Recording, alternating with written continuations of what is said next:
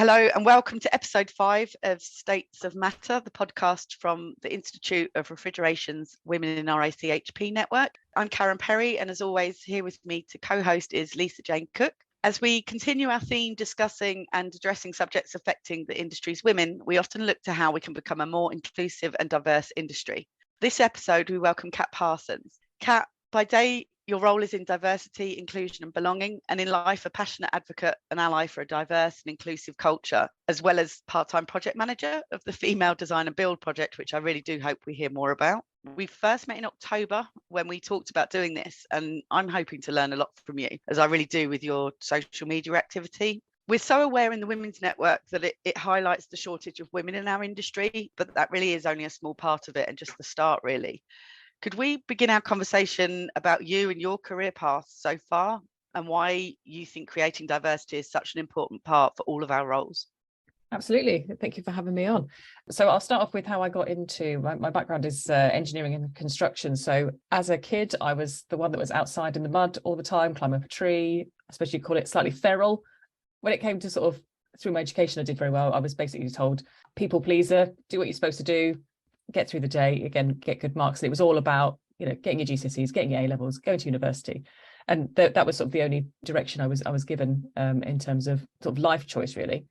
So when it came to actually finishing my A-levels and deciding where to go to university, I was looking at sort of university prospectuses, what do I want to do? I really enjoyed that outside life. The thought of sitting at a laptop, a desk all day in an office didn't really appeal to me. I wanted to be out and about, meeting new people.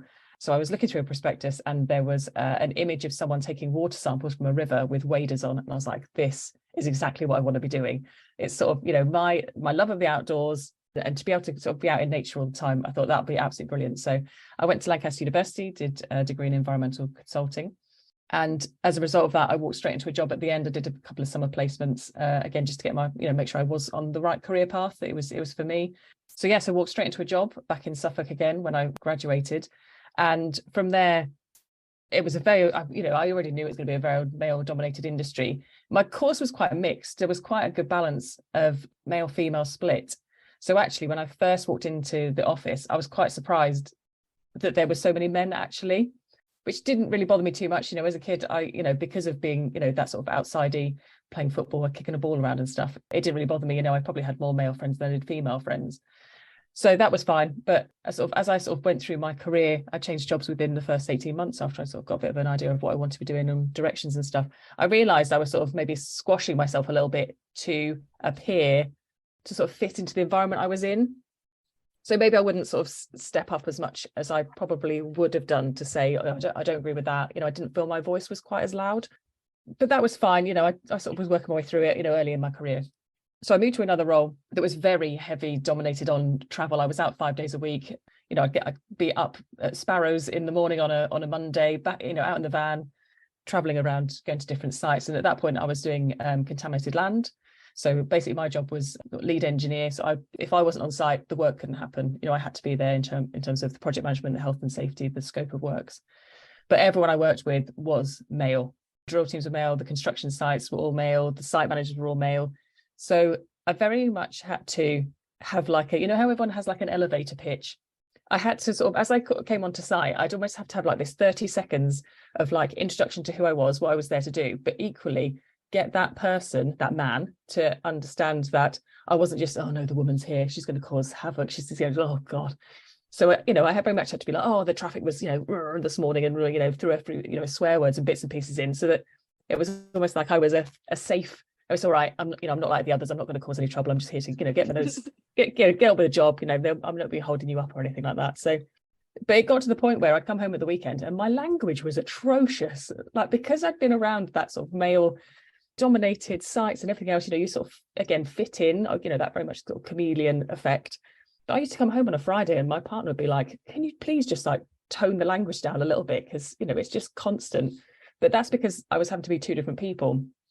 There was me in the workplace having to sort of fit in, and there was me at home at this point with quite a young child as well, as a parent, and the two, it was very much two different worlds. But I realized, turned out actually I quite liked being in the office a bit more. I quite like the management and the scoping side of things, very good at budgets and project management. So I ended up navigating into the office a bit more when it was worked out that actually I was quite useful being in the office as opposed to being out and about. And I absolutely loved it. I ran, 200 projects, portfolio management, I absolutely love a headache. If there's a headache or a pain at a site or a client, then I absolutely just thrive on that. So stayed in that industry for 16 years in total. Then decided that actually, there'd been a lot. I'd had to sort of, again, flex on who I was, my beliefs. I'd had to bite my tongue a lot. So I thought, well, actually, I think I'm ready for a bit of a change. So I moved out of that. I moved into a more of a health and safety role, again, something I was very passionate about as well, which a lot came into that sort of diversity inclusion piece. Again, it was making sure that I could go onto a site and say, right, tell me what the problems are, what is not working, what needs fixing, open and honest, and I will do my best to change that for you. So that was sort of my first glimpse into, being very people focused as opposed to being very portfolio, deadline, budget, client focused. And I quite liked that side of things. So from that point, I moved across into facilities management, something I knew absolutely nothing about. I had a friend of mine who I'd worked with in my early career who was head of health and safety over there. And he said, if you fancy a change, why don't you come and have a go, see what you think to this. Again, there was a health and safety manager role. So I did a sidestep of a role, it wasn't a promotion by any means. I decided, just to take that leap and try something else. So I did that role for a year, again, really enjoyed the health and safety, progressed really quickly. He decided, my friend, my boss had decided he was going to change it in terms of where he was in the business. So I ended up going for his position and I got it. So again, I was pleased as anything, but in the background, again, I was doing more around that health and well-being piece. So not necessarily traditional health and safety, people slipping over and icy roads and all that kind of thing. I really enjoyed the actual, that health and that well-being piece, very people-centric. So I did a piece of work around the menopause, which was speared on by my wife. I'm married to an amazing woman who is perimenopausal, and we didn't realize that for about 4 years. She just was really down, really anxious, really depressed, really, really struggling. And I sort of was thinking, I'm sat at home, having to support this person who is, in that age demographic of menopausal. And then I walked into the office and I was like, I'm surrounded by women who are also in that same age category, but no one was saying anything. And I was thinking, well, if she's struggling at home so much, why are these people here all fine? Like, is there something wrong with her? Is she, very sensitive to, hormones, etc. Anyway, so I brought it into work. And then as I was talking about it, it's like some sort of magic key. You mentioned, the word menopause, you mentioned the word menstrual cycles. People suddenly realize, oh, that's safe to talk about, right? I'll open up. And there was people in our business that were getting up at 5 a.m, having to drive to different sites, and they'd not slept, night sweats, insomnia, all these sorts of symptoms. So again, from my health and safety point of view, that's not safe. And why were those people not saying, look, I can't be up at 5 a.m to go and drive to these sites because I'm absolutely knackered. So that's where my career then took a massive turn. So I'd focused on that on the side of my desk. And then we had a new people and culture lead come in. She recognized me before I'd even stepped, she'd even stepped foot in the office. I've got one of those faces. I'd been on LinkedIn, nominated for a couple of awards for bits and pieces. So yeah, so she asked me that, the direction of the business was changing. They wanted to have someone to lead diversity inclusion as a full-time role. So I was asked. I initially said no, because I didn't think I had the competency to do it. And I think there was a little bit of that imposter syndrome, that maybe I was a one-trick pony, that yes, the menopause project had gone really well and had been really, really successful, but how do you replicate that across the whole of the spectrum of diversity inclusion? But she convinced me that to give it a bash, and I'm 1 year in and I absolutely love it. So that's where I am now. It's really incredible. You've done so much, but it feels like you've been focused all the way through it. So it's not like you've just sort of ambled from one thing to another. You've readjusted your goals and pushed yourself to actually go and achieve those. And I think that's really rare. I think that's it. It's like you've navigated your own career, and through your own interests and personal interests, it's almost like, actually, I'm not going to drop this, but I want to try something different. I'm more interested, which I guess makes you very happy in what you're doing at work as well. Absolutely. I say this is definitely the only career where I feel like work is on my mind all the time, and not for a bad reason. There's you don't come home at the end of the day after you've been on site, putting mud in a jar thinking, oh, I wish I could have done that better. This is but again, when you're dealing with people, and I speak to people all every day about things that affect them in their personal lives, that they're bringing into work, things that they end up taking home with them. I can make a really big impact on people with the position I'm in now. So I think that does make it more of a sort of 24/7, it's on my mind, but I'm having to be quite careful. But again, mental well-being, it's I do have time to switch off. It must be incredible as well to actually work for a company that really does value people and culture, because there are a lot of obviously like tick box exercises, and you do see people like, so, once a year company logos are changed to rainbows, but what actually are they doing behind that? Absolutely. And I'm not saying that everybody is like that, but to actually find a company that is willing to invest, to put you in a position where you can actually make a real impact, must make you feel really valued as well. Yeah, and I think when I took the role on as well, you're absolutely right. It's almost like greenwashing, it's diversity washing, isn't it? It's the same thing for International Women's Day. Everyone says, oh, we're doing this for International Women's Day, but then actually, what are you doing? Gender pay gap. There was the bot that came out last year. So everyone on LinkedIn that was pumping their messages out saying we're supporting International Women's Day, the bot was then giving their gender gap stats. So actually, it's very clear that they weren't actually doing that much. Again, it's that thing, exactly as you said, with pride logos. So when I came into the role, I remember having a conversation with our CEO, Liz Benison, and she said, you'll be great at this. She was really like, she pumped me up, you're absolutely the best person for this job, fantastic, you're going to absolutely run with this. But she said, you're pushing on an open door. Tell me what you want to do. Make people as uncomfortable as possible was her second request, which I thought was quite odd at the time. Make everyone really uncomfortable. And the change will happen. And everything I've suggested in the business has happened. Whether it needs budget, whether it needs more time and resource, it's happened. So, they're completely invested. But equally, where there are pockets that people are feeling unsure about things, again, I think, like you were saying, in terms of navigating my career around, I feel like I can talk to anyone.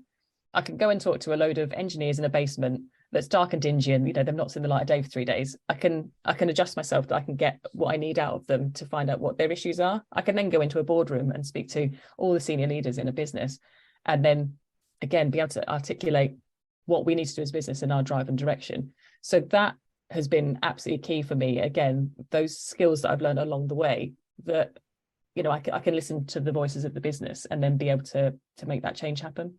I wouldn't undersell yourself either, because to get people to talk to you, that takes a special type of person as well, and I think that comes from within. So you already had that within you, and then you've just utilized your knowledge to really help expand that and get people to sort of really buy into you. People just open up to you, and that is because you're a certain type of person, and people can almost feel that, like your energy. Yeah, people do say that a lot, and I think I always say, my kids always say I'm the most annoying person in the world, which really makes me laugh. But literally, it's just 24/7. So I do get asked to tone it down slightly, because I do. Again, I'm the first one. If someone's got an issue, again, I'm the first one. Tell me what you need. Tell me how I can help. To make sure that they get the support they need. So again, having that in a business of 35,000 people, my inbox is quite full a lot of the time. But it's so rewarding. And again, it's so important across every single dimension of diversity. We mentioned pride already. It's things like putting initiatives in. We're putting free period products into our toilets in certain sort of key offices, but we're not just going to do it in the women's toilets, because again, non-binary, trans people, so they're going in all of the toilets. And then we were looking at it from the point of view of period poverty. So if you've got a single parent, a dad, for example, he's still got access to those products to then take them home to his family, if they're required. So what's really nice is it's that sort of intersectional piece, that nothing is sort of done. There's no decision that's made with one lens. We're making sure that every decision that's made, we're bringing in the right people from, different backgrounds, different viewpoints, to make sure that whatever solution we are putting in place is fit for purpose for everyone, and we've not, again, excluded. That's exactly everyone hates that feeling of being excluded when your name's not mentioned or you're not considered for something. So again, it's very much that inclusion piece, which is really quite difficult to do, because again, I'm, in terms of my upbringing, in terms of my background, my religion, I'm a parent, I can only see things sometimes from one lens. So it's making sure that you bring the right people into conversations to get the solution we need. And how do you engage that in such a large company as well? I'm sure at times you are pushing against a closed door with people. Do you just have to kind of go, well, eventually they might start to engage with it, or have you kind of noticed a real positive impact? There's a couple of things. So as part of our business, We obviously have a lot of people on the ground. We have people in kitchens, we have cleaners, we have security, we have engineers. There's a lot of hard to reach people that may not have the technology there to be able to look at a SharePoint site or, you know, get regular updates. So that bit is quite challenging. But again, it's a case of, for me, getting the management involved so that the message is then being, you know, we have like 10 at 10 meetings. For me, it's using a lot of the health and safety tricks of Toolbox Talks. You know, those platforms work, and I know that from my health and safety background. So it's a case of using the channels that I know already work, you know, getting information onto Teams boards, for example, so that it's on the wall. And the menopause was a good example, actually. So I did a Toolbox Talk, thought I'd use that, you know, I was still in that health and safety role, so I utilized that method of communication, did this Toolbox Talk, and I went to a client site, had a wander around, and I went to go and speak to the engineers in the basement, in the deep dark basement, and they'd printed the menopause Toolbox Talk off in A3. It was absolutely massive on the team board, you know, slightly excessive, but they had no idea who I was. I was just, you know, cats come to have a wander around the building. So I saw this Toolbox Talk and I said, you know, how did you find the Toolbox Talk on the menopause? And they were like, oh, we're all menopausal now, like, ooh, jokey. So I was like, oh no, this isn't landed. I'm not sure about this, you know. So I went into my, you know, chameleon, you know, yeah, okay. Anyway, 10 seconds later, two of them said that their marriages were on the brink of divorce because their wives were just struggling so much with this and that, and, you know, they didn't really know what to do, so they just leave the house, you know, for an hour and come back with flowers and chocolates and, you know, pray that they were in a better mood when they got back again. So, you know, both of them were saying if they hadn't have got that information from a really simple 2-page document to give them a snapshot, you know, their marriages would have been over. So for me, that was, you know, huge. So if I can replicate that across other topic areas, that's great. So there's definitely a piece about reach and actually being able to link in with every single one of those people. But equally, it's around getting senior leaders on board. And I had a conversation with a male senior leader in the business before Christmas, and he was saying, I'm really not sure about this gender balance thing. Like, why? We've got a target as a business to have 40% on our management, so 40% split female leaders on sort of top 3 levels of our management, and that's our aim by 2025, and we're doing really well on that already. But he was like, I don't understand why this is like a thing. Surely if I'm interviewing people, it's the best person for the job. I'm not going to say, all right, you know, get extra points because you're a woman, you know, I'm going to hire the best person. But his team was all middle-aged white men, every single one of them as part of his SLT. So it's like, from my point of view, you're employing you know, you're employing what you're comfortable with, and that's just you know, another one of you and another one of you, and again, you'll all be having these lovely conversations where you all feel like really sort of part of the team, but there's no one challenging, there's no different viewpoint. So I was doing some of the examples around Apple had an issue, didn't they, with their facial recognition that wouldn't pick up black people of color, black people, crash test dummies that are the wrong, you know, they're all men, or they're shrunk down to actually be a woman, but they're not, they're the same size as a 12-year-old girl. So again, it was sort of these examples that if he wants change in his area of the business, he needs to have some challenge from people with different viewpoints. So we had this very sort of safe space. I said, say what you want to say. It's not going to go any further, you know, just tell me. And he was very, very open and very honest. We had this really good conversation for an hour. I got invited to his SLT meeting, and then he was like, oh, I thought it'd be good to get Kat on here. You know, we'll have a good chat with Kat, you know, safe space, everyone. So he basically done what I'd done with him, with his team, as if it was his idea, which was great. You know, you crack on. So yeah, it was his idea, but his team again were very open.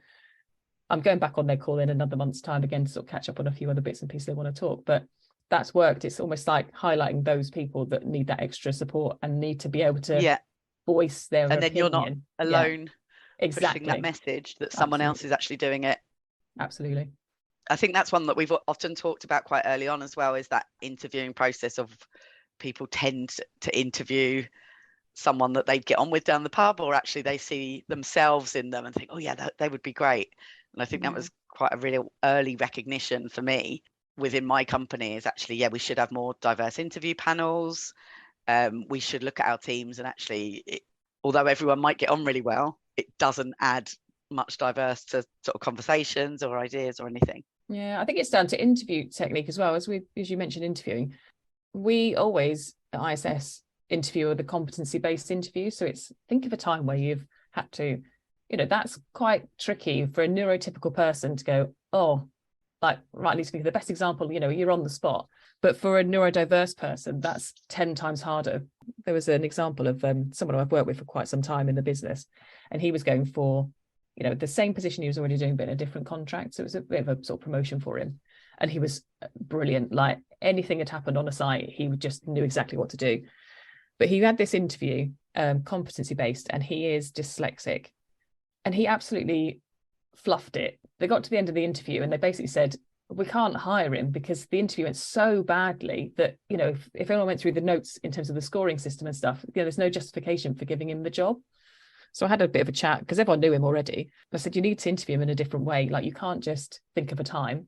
You need to be really specific. Like, the ceiling's caved in, there's water flooding everywhere. What are you going to do? Go. And he could literally tell you, right, I do this, I do this, I do this, I do this, I do this, exactly the right answer. But the problem was, and my son's exactly the same. My son is autistic. He's got ADHD as well. If even last night when we're trying to do homework, can you think of someone who is a hero that you want to write about in 200 words? I left him to it. Half an hour later, he hadn't picked anyone because there were so many ideas that I describe it like having flies going around your head. He couldn't pick one of the flies. You can't filter. To then say, right, this is what I'm going to do. So he just wasted half an hour just staring into space because he couldn't work out which of the heroes that he should pick to do his homework on. So how is he ever going to be able to complete a competency-based interview and demonstrate his amazing skill set that he has? And same with this guy who did the interview. So, he obviously, second time round, smashed the interview, got the role. And so we're very much reflecting on how we interview and making sure that it gets the best out of the candidate that's sat in front of you. I suppose that can be quite challenging though, because everybody is different and not everybody can fit into that one kind of interviewing technique. So yeah, that could be really interesting. Yeah, like to try and get the perfect model that would suit everybody. Yeah, it's the same with everything. There's, in terms of alterations, again, workspaces, people like quiet, low light, no noise, etc. There's never going to be like a perfect silver bullet that suits everyone. So it's a case of having all of those adjustments available so that you can almost sort of tailor it. Someone has their own passport basically. So as I move through the business, here's Kat Parsons and she works better here and here. Don't do this. Don't give her a call before 8 a.m. because it's pointless. I'm still asleep. Yeah, so that you know how to get the best out of me, because surely that's what any business wants, is to get the best out of their people, selfishly for a business point of view, but equally that person as well, they need to be reaching their potential. So again, they move through their career as they choose. So. And we've obviously just covered interviews, but a common argument that I hear, and for lack of women in senior positions, is that they simply don't apply. So quite often I will get the response, well, where are the women? There aren't any women. And we know that's not true.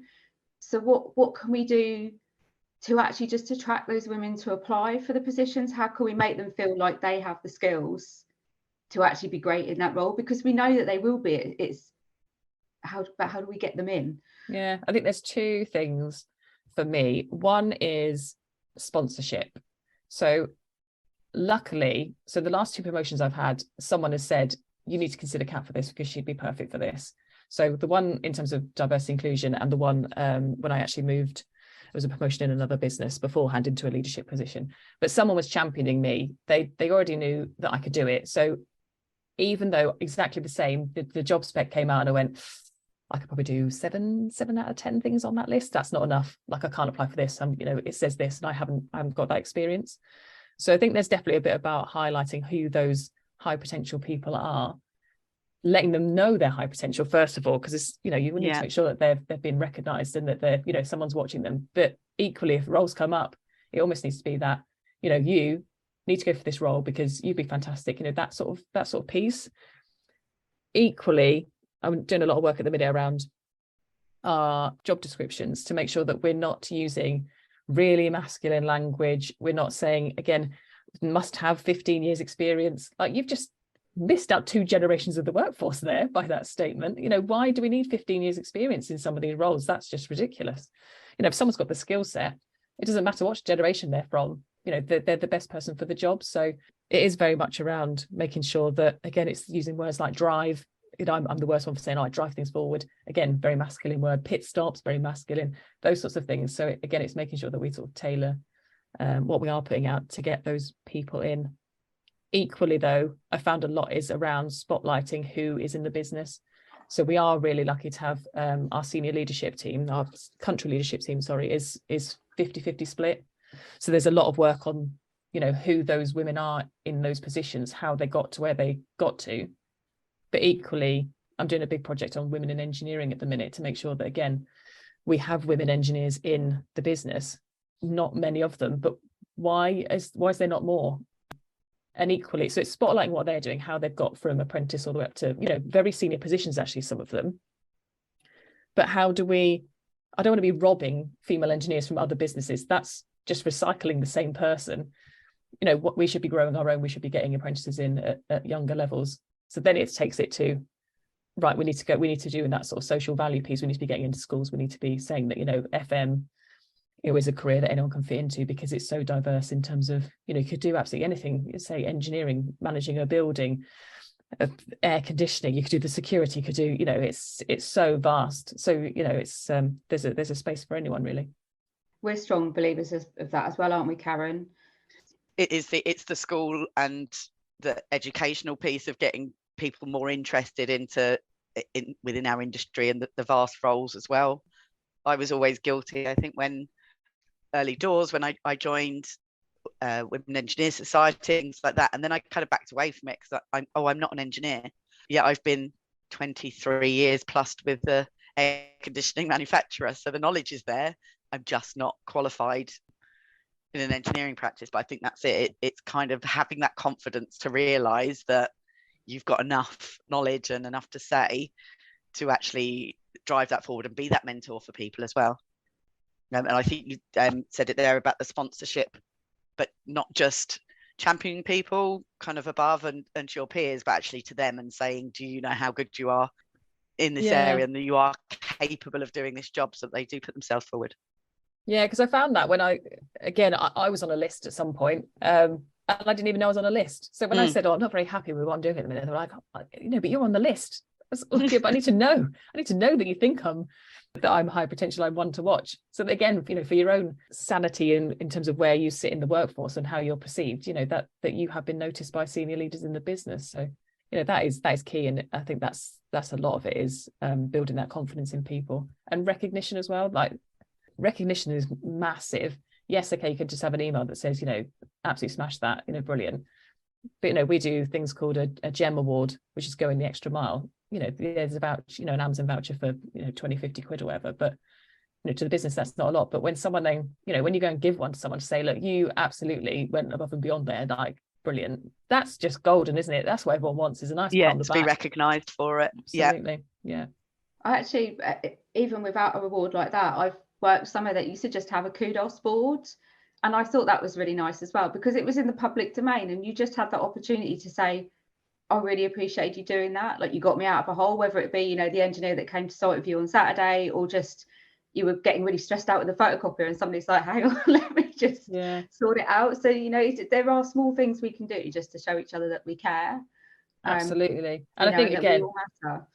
Now that I'm in the position I am, I think it's been quite a shock to the system, actually, because again, I've been in senior positions before, but this is like the most senior position I've been in. And all of a sudden, like, in terms of everyone knows who I am.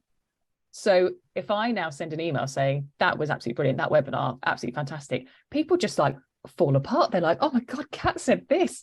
So it's almost like this extra, you said before, I do, love the fact I have that skill. I can speak to people from any background, any industry. But the fact that now my words now mean more, I make sure on a daily basis, if someone sent me an email this morning that was a recap of a webinar that happened yesterday, like, absolutely nailed it. Like, it was so detailed, on point. It went to everyone it needed to in a timely fashion. I was like, that's fantastic. Bash, bash, bash. Sent an email back, and then they were like, oh, thanks, Kat. Like, it's really nice of you to take the time to reply. It's nothing for me just to send that email, but for that person, that's that's big. So I quite like this new sort of found influence I have over people as well. Yeah, makes such a difference, doesn't it? It does. But again, I think it sort of comes back to that fact that people can talk to you as well, because you've not been put that you're so far out of reach. You know, they respect you, but you're also on their level in the same, can have an open and honest conversation. And again, I think that is quite rare still. Yeah, and I do try and cover as many. So again, the fact that menopause, you know, has always been seen as very taboo. You know, we're talking about male suicide now. We're talking about prostate cancers. I talk about menstrual cycles all the time. Again, it's that sort of safe space. And one of the I was with one of the MDs yesterday, and she was saying that someone came up to her. She did a site visit, said the same thing, wandering around having a bit of a chat, meet the people. And she said, one woman came across to me, was like, so this woman, Nicola, had been on a podcast with me talking about her symptoms of the menopause and, you know, lack of libido. You know, she was being very, very open in terms of her experiences. She said that this employee came across to him and was like, oh, Nicola, I so related to what you said. You know, I also have had such a low libido. I've had this, I've had that. And Nicola was like, oh, that's great. You know, that you now feel that you can come and talk to me as a managing director of the business. Yeah. About, you know, your struggles through the menopause. So it does definitely, the fact that now everyone has embraced it so much, it's not a challenge for us now to pick another topic that is really difficult to talk about, and people will you know, will react exactly the same way. So it's just working out, the best way to deliver those messages to get the, you know, again, it's like you said about pride washing. I don't want to just go, oh, well, we've done that now, menopause, tick. What's the next one? Tick. You know, you need to make sure that it's embedded all the way through the business, and we keep that momentum going on them. I think that's really important. We were talking about this yesterday. We did lots of training within in the business for managers about menopause awareness, and never want it to just be a tick box, because everyone's talking about it. We need to do this. We've done it now. As you change over, kind of new employees come in and the culture changes a little bit. It's keep doing it, isn't it? And keep addressing different subjects. Yeah. Yeah, and the menopause is still very much a hot topic for us, isn't it? We keep coming back to it. It seems to be a hot topic for a lot of people. I probably do talks and stuff at least once a week with clients now. Again, the clients understand that we're obviously leading the way on it. We have over 450 clients. So again, they're sort of like, oh, could you just come and have a half an hour chat with the team about this? So, you know, it's nice now. We've got a full working group in the background so that it's not my same face every time. So there's like a team now that go out and again spread the word about what we're doing and how we can help their businesses.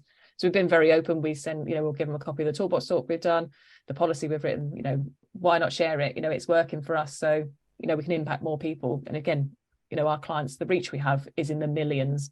So if, you know, the little piece of paper that was stuck on the wall that the engineers were talking about, you know, affected them that much, then again, share it with all of our clients and anyone else who wants it. Impacts wider. So I love that. So as you're so sort of driven and focused, I was wondering if you've got an idea of where you might go, say, in the next 5 years.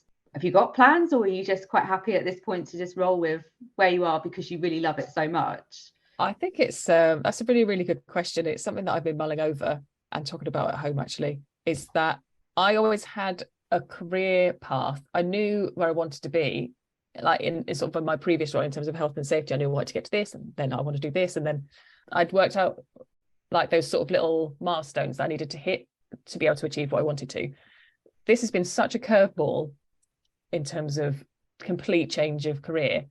I was asked about taking on a global role at some point, which I think I'd like to do. I was slightly reluctant in terms of, so I've got 2 young kids. Well, one's not quite so young, he's almost 13, and an 8-year-old.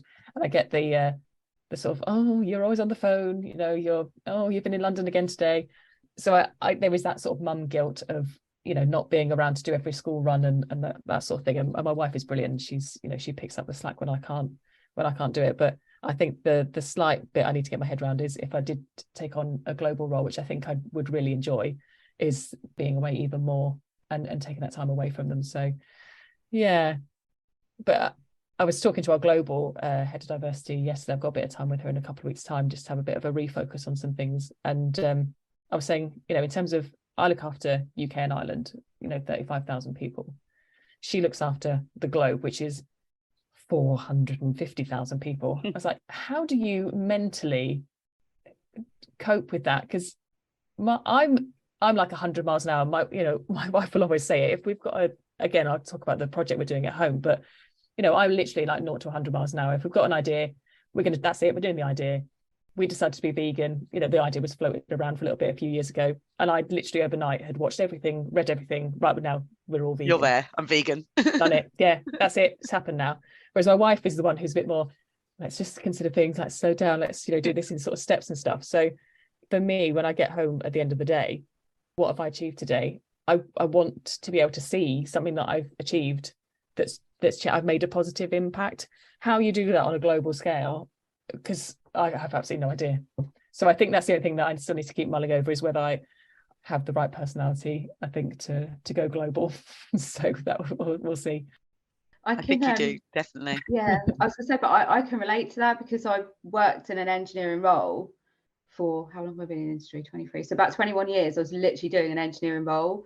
And the last 2 years, I've been just relationship management. So I haven't done any real like hands-on proper design or anything like that. And I have found it really difficult to adjust to that. But I do actually really love what I do now.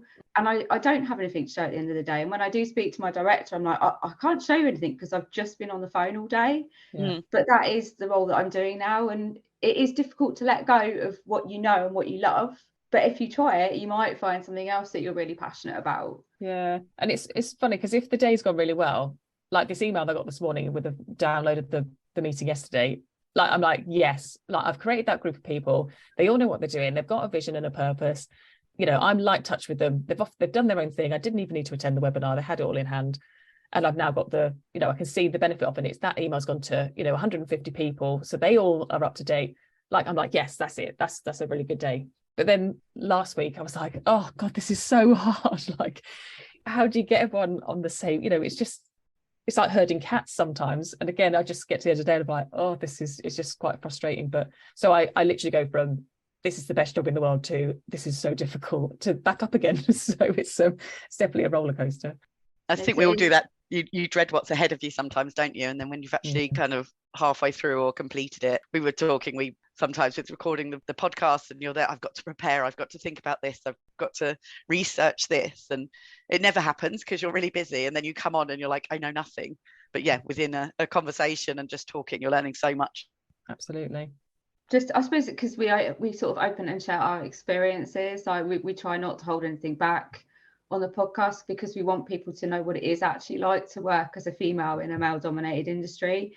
And we want people to know that they're not alone, and that you can be very successful as well. We have some amazing people in our network, and as we do what we're doing, we're reaching more and more people, and we've met you, and it's amazing because we all share and learn from each other. But there's one or two topics that we like to talk about, because we like to kind of keep things light as well, don't we, Karen? Yes. And one of them is the WTF moment. So have you had a moment where you've just gone, I cannot believe that? Oh, that's a good question. I've had a few, and they're probably from site days in terms of health and safety. I mean, I've had some awful. One was really bad, and this is menstrual cycle related as well, because I do love to talk about periods. So again, young engineer on site, I was probably mid-20s, and my period pains have always been like not the best. I get a bit of a rough ride sometimes, but again, you're out in the middle of a field or in the middle of a construction site, whatever, it's going to happen. You just have to get on with it, make sure you've got everything you need. But I really struggled one day. I was on my knees pretty much, could not even stand up straight. I was in that much pain, and I didn't want to tell the guys that I was working with, even though I knew them really well. They were drilling with me. Anyway, they could see that I wasn't quite right, because I'm usually chit chat all the time. So they're like, what's going on? And I was like, I really this is just horrendous. It's period pains. It's period pains. I've got period pains. Bring it, yeah, really. I've got period pains. And they were like, right, do not worry. Get yourself a cup of tea or whatever. Come back and we'll have you all sorted. So I went into the site cabin, managed to find some biscuits, which always help as well. Got myself a brew. I came back out again, and bless them, they had made an entire armchair in the back of the van out of sand, cement, bentonite, etc. Literally, you could sit in it with armrests and everything. And we're like, right, we've pulled the van round. You don't need to go anywhere at all. Literally sit there. We'll keep bringing you tea. Do you need anything else? Blah, blah, blah. And I did the whole of the rest of the site work, literally from an armchair made out of bags of sand. And bless them, they were so is everything all right? Check in again. Do you need to go back? Because they knew that they couldn't work. If I wasn't on site, they weren't allowed to carry on working because I was in charge. So that was nice, because I thought I was going to get a very, very different reaction in terms of, oh God, the woman's got women's issues. Yeah, but go absolutely home. didn't. So yeah, so that was really nice. That was a good one. I did lock myself in the back of the van once as well because there was no facilities on site to use the toilet, and I managed to lock myself in the back of the van instead. So, whoops. So that wasn't the best.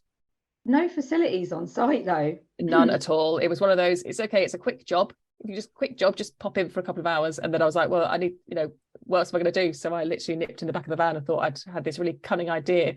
And then I locked myself in the back of the van. So That's brilliant. I don't think I've done anything like that. Karen, have you had any experience like that? Because I've shared a few now, but I wonder if you've got a few secrets that you're not telling us.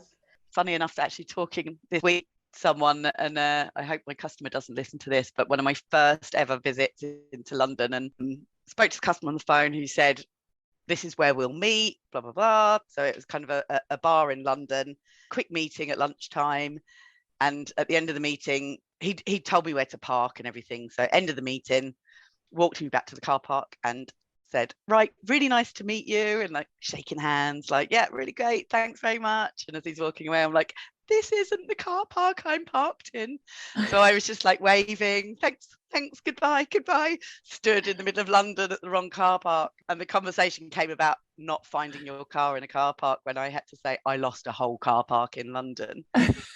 Yeah, resulted in ringing my other half. I've lost my car. How would I find it? What would I do?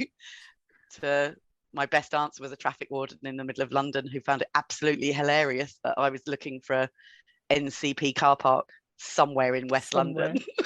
Love it. But yeah, it was literally the other night talking about something and it came up, and you don't realise that what a silly moment that at the time. I think I was in tears walking around London, but it was my waving the customer off. Thank you. Goodbye. All's fine. It's funny though that you didn't feel you could go, this isn't the right car park. Like I don't actually know, because they probably could have helped, but again you go, yeah, no, I don't want to appear to be in London. I'm fine, because I would have got, such a woman thing to do. Yeah, rolling the eyes. Yeah. So it's no, I've got this. But yeah. So I now always double check. Well, it's so much easier these days because you can drop a pin on your Google Maps, can't you? Yeah. Which I do a lot, and then I take a photograph as well. That's what I do as well. This is where I was. It does seem crazy, but yeah, it does need to be done as well. Yeah, it's funny. I used to actually, a long time ago, because obviously I'm really short as well, I used to put a bit of ribbon on my aerial so that I could have a chance of seeing where my car was, because I'd have to walk up and down every single bit. That's a great idea. Let's see. Love that. So other sort of moments, has there been one or two sort of highlights that, sort of like really amazing moments that you've just been so proud of, or sort of things that have caught you, but you've just thought, yeah, this is really it? Yeah, probably, to be honest, most of them have been in the sort of last year more than anything. I think some of the tougher ones have always been in the sort of the construction bit. I felt like I'd been quite, almost like you were sort of scared to leave the industry because there was nothing outside the industry. So you're almost sort of being, kept, I don't know, sort of kept in because, don't look outside. So again, a lot of it, has happened in the last year. And, there's been a couple of awards that I've got, which again were sort of, that was really good. But the biggest ones for me only happened in the last couple of weeks. I got recognised on the tube by an employee. So my face goes out on the bottom of emails, and obviously I've got quite a recognisable face with my short hair. And she this woman approached me and was like, are you Kat Parsons? And I was like, yes, I'm on the DLR, got no idea. She was like, oh my God, I work for ISS as well. And I was like, oh, this is amazing. So I had a lovely chat with her. And then so I'm now going to go and have a look around her site with her managers and stuff.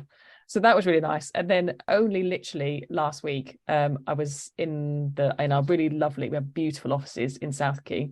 I was wandering around, and one of the country leadership team, Aidan, was wandering around the office. So I did my sort of, oh, hi Aidan, how are you? He was walking a guy around with him. I was actually on my way. I talk about menstrual cycles all the time. I was actually on my way to go and check if the period products were all in all the toilets. So in my mind, I was like walking along, I'd got a cup of coffee, and in my mind I was like, tampons. Oh, hi Aidan. Anyway, the guy that Aidan was with he stopped me. He was like, are you Kat Parsons? And I was like, yes. He was like, oh my God, I follow you on LinkedIn. Like, absolutely, like, amazing. I was so shocked. I shook his hand and was like, it was lovely to meet you, like enjoying your time at the office, everything else. I was so sideswiped. I didn't even ask who he was. I didn't ask his name. I didn't ask why he was in the building. I didn't ask anything at all. You've hit the big time cat. I was like that. Just, yeah. Because I was sideswiped and I was thinking about tampons. So I had to contact Aidan afterwards to apologise, because if it was a client, then I would, email and say, really sorry. But it turned out it was fine. So so that was quite funny. That again, it's that reach of social media. I'm on LinkedIn pretty much every day, and got recognised in rugby services when I was on holiday as well. Like very weird. So yeah, which is lovely. So the fact that again, it's that thing about being able to talk about any topic at all. That obviously resonates with people in the social media world as well. So yeah. And I definitely say to our listeners to give you a follow, because I really enjoy your content. There's, I want to comment on almost everything, but we just don't have the time. We're all trying to sort of put our messages out there, but I really like the stuff that you share. It's thought provoking. Sometimes it's raw, but it's very honest. I think that's really important, because you're putting topics out there, like you say, that perhaps other people are feeling really uncomfortable about. So yeah, definitely say all of our listeners to give Kat a follow on LinkedIn. It's worth it, and you'll learn something for sure. So we wanted to ask about, you've got a little project going on at the moment, haven't you? So we wanted to ask a little bit about sort of, we say little project, but well, but it must have started from a small seed or idea at some point, and it's just grown into something that's... So we bought a house 12 months ago, and it was a wreck of a house. So our last house, we did everything in it. My wife and I were really handy. We like to do all the projects and stuff ourselves, and we literally had finished everything. We were really bored. We'd built a pod in the garden, we'd re-landscape, we'd blah blah blah. It was like really nice, but we needed something else. I was literally twitchy fingers. So we bought this house, and it still hasn't got any heating. It had no carpets, no nothing. Like, it's an absolute, like, why have we bought this? The kids were like, oh, we're moving into here. So it's got a lovely patch of land on it as well. So it's end plot. So there's plenty of potential to do some work on it. So as we're very sustainability focused as well. So we had this big conversation about doing it as sustainably as possible, doing all the mods and cons and everything else to make it the best. But Fee and I were we spend a lot of time in the car, because her folks are up in the Lake District and we're down in Suffolk. So we have a nice sort of 5 hours where we just have a little download of lots of thoughts and bits and pieces quite regularly. And she said, you know what we should do? We should see if there's any female trades that we could get involved to do it, take over the majority of the project. Literally, I've already said 0 to 100 miles an hour. Me was like, let's do all of it. Let's do it 100% female design and build, and do the whole lot. So she agreed. We had a really good chat about it. And then, it's literally like having a second full-time job. So we've at this point, we've got architects working on the sort of conceptual designs and bits and pieces, but I'd reached out again through LinkedIn and social media. We've managed to get Laura Jane Clark, who's the architect from Your Home Made Perfect on Channel 4. She's the one with the VR headsets. So I contacted her and said, look, we're going to do this project. Like, it'd be brilliant to get it started off as we mean to go on. So she basically halved her rate and fitted us in. She has a waiting list of like 6 months, and she fitted us in within a couple of weeks. So she did all the concept designs for our house. We took photos of absolutely everything. We had like a couple of hours on the phone with her. So she's done all the design work. We've had surveyors in to do all the building surveys. And again, it was a case, each stage, you can't just go, come with a building survey. It's, we had to contact 8 different companies to actually find female surveyors. One of the companies came back and said that he had surveyors that could identify as female for the day, if that would help.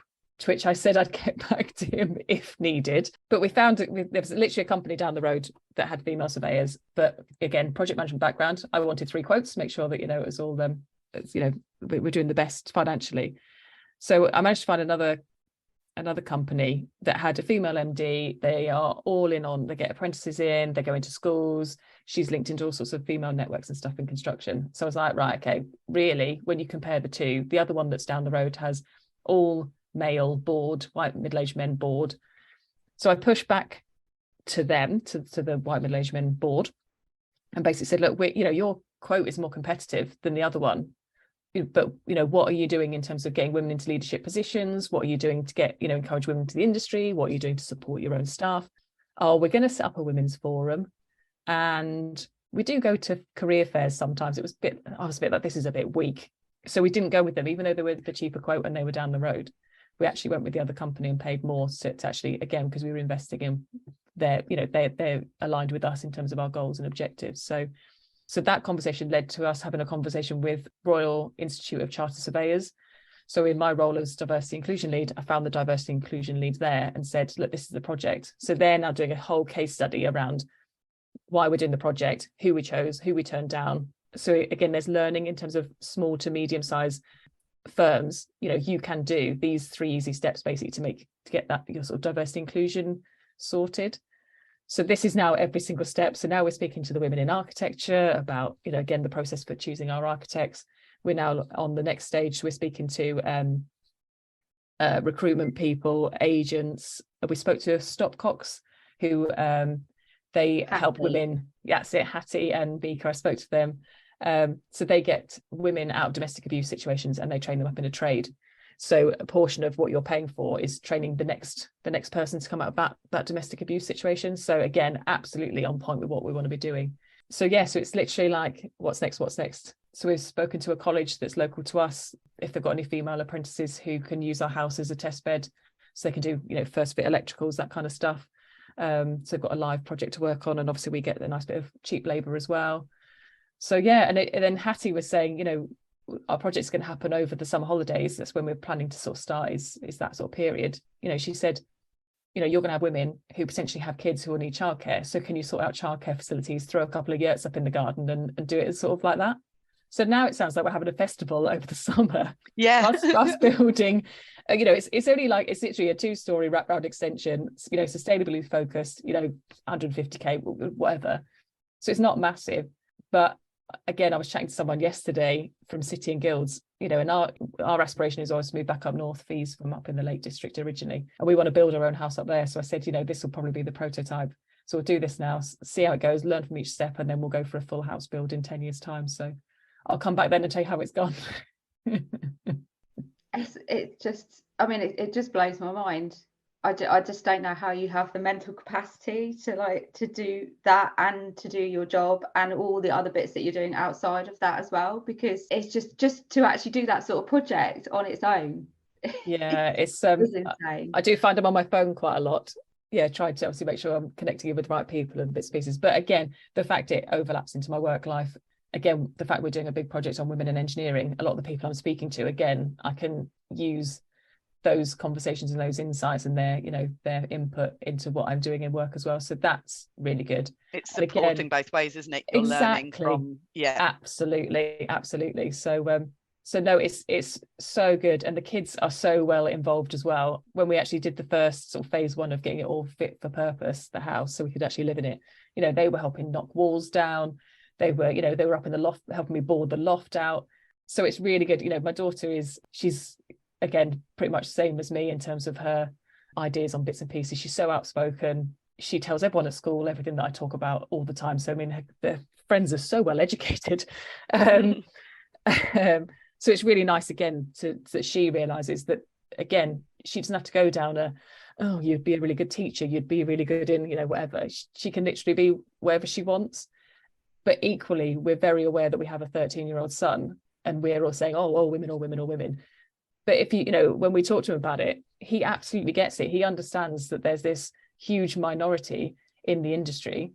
So why, he's really proud of it. And he's chatted to his mates about it. He's well on board with, we've told him he can get his machine ticket. We want to do our tickets on machines and stuff. We thought that'd be quite fun. So yeah, he completely gets it. It's really nice. Excellent. And inspiring him for the future as well, to do something in another industry where it is maybe men are a minority, to it's almost push that angle. It's about using, it's all, a big thing is about men using their voice to put it against a topic. So again, the fact that Rowan can talk very clearly about, obviously, we're a rainbow family. He can talk all about that. He can talk about the fact that we're doing this project and why we're doing it. He has such a wide knowledge already and sort of experience of the world based on what I talk about constantly at home. It's you can really see he's really he takes it on board. He'll use the right language. He educates his friends and stuff as well. It's just really nice. It's just nice to see. Kat, we could probably sit and talk to you for hours, but we'll certainly keep on top of the project as well, and your LinkedIn activity as well, because it is perfect. It's good fun. It's interesting.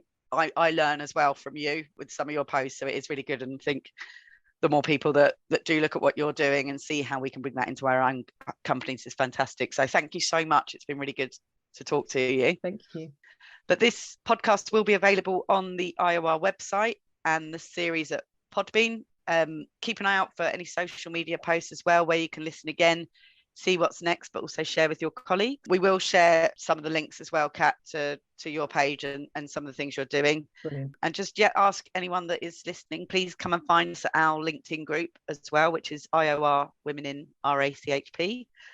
Help to spread our network wide. And if you're interested in getting more involved or are considering becoming a member of the IOR, please do reach out to any of us. But thank you again, Kat. Thanks so much. Thanks for having me.